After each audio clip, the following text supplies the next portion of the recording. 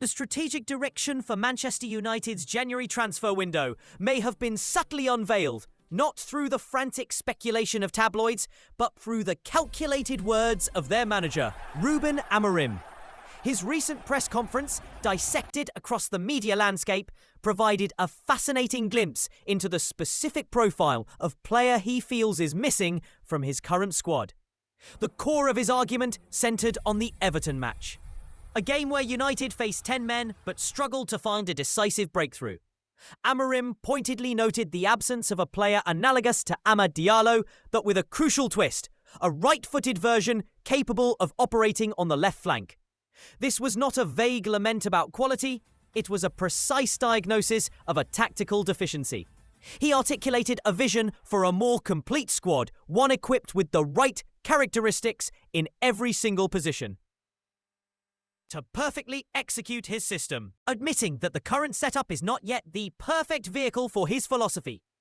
This single comment from the manager has sent ripples through the club's transfer strategy, potentially pivoting the focus away from a marquee midfielder and towards a more versatile, dynamic attacking asset. This explicit desire for an Amad Diallo 2.0 creates a direct and logical link to a player United have been consistently associated with, Antoine Semenyo. The reporting from sources like Dean Jones aligns perfectly with Amorim's stated needs. The analysis suggests that the United coaching staff craves greater flexibility, specifically the option to deploy Diallo in a central number 10 role on occasion. This tactical shift inherently creates a vacancy in the wing-back position. It's a role that demands both defensive diligence and potent attacking threat. Semenyo's profile fits this mould exceptionally well. He's celebrated for his versatility, capable of leading the line as a striker, operating as a winger, and most pertinently, fulfilling the demands of a wing-back role.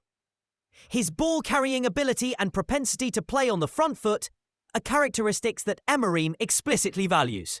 The existence of a release clause in his contract simplifies a potential January move, making him a financially plausible target even if the primary budget is being reserved for summer expenditures.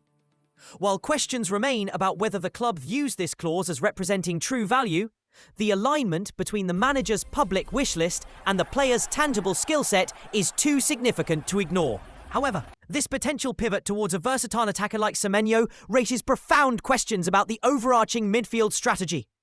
The prevailing narrative has suggested that United might delay a major midfield acquisition until the summer to secure their top-tier targets. This approach, while fiscally prudent, is not without its perils. The competition for these elite midfielders is intensifying daily. The case of Elliot Anderson at Manchester City is a prime example. Reports indicate that both United and Liverpool are monitoring a player who is expected to command a fee in excess of £80 million. Similarly, the pursuit of a player like Carlos Balava at Brighton is complicated by Tottenham's emerging interest and the Seagulls' unwavering €100 million valuation.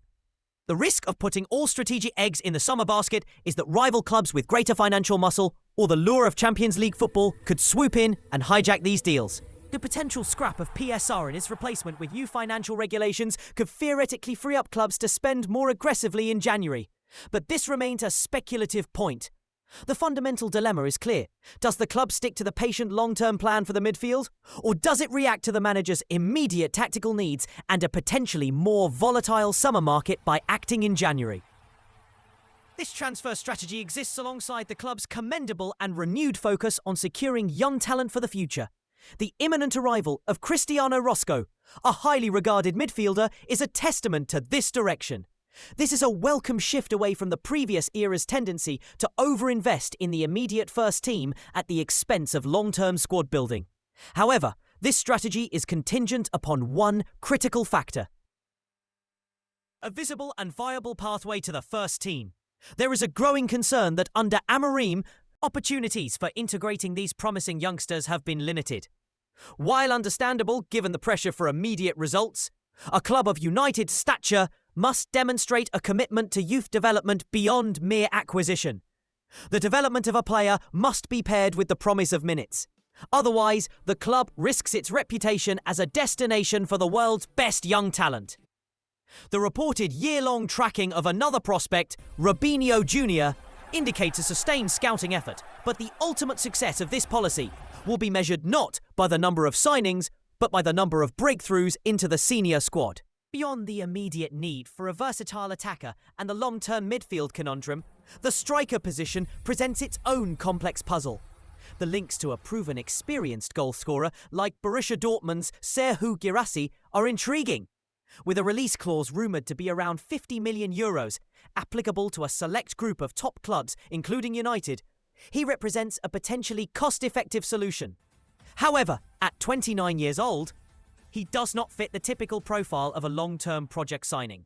His acquisition would inevitably block the pathway for Rasmus Højlund, whose development the club remains invested in. This creates a strategic tension. Does the club prioritise immediate, reliable goal scoring from a veteran, or does it place its faith in Højlund's potential and seek a younger, more rotational option? This dilemma is further highlighted by links to younger developmental strikers like FC Midtjylland's Frank Duel, a 21-year-old with an impressive goal-scoring record. While a promising talent, such a signing would again raise questions about the pathway for existing youth prospects, and whether the club is better served by a clear, hierarchical structure in each position. The current situation, where injuries to two strikers threaten to derail the entire system, underscores a lack of squad depth, but the solution must be strategically coherent. Finally, the ongoing saga of certain player exits continues to shape the club's future. The loan of Marcus Rashford to Barcelona, with a reported option-to-buy clause, remains a story of conflicting reports. While some sources suggest the Catalan club is pleased, others indicate a loss of confidence, casting doubt over a permanent move.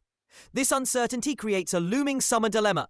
If Barcelona decline to activate the clause, United will be tasked with finding a new buyer for a player on significant wages, a challenge that could dominate the next transfer window. Similarly, interest from Turkish clubs in goalkeeper Bayındır presents a smaller scale but nonetheless important decision. As a competent backup, his departure would necessitate a replacement, adding another item to the recruitment team's agenda.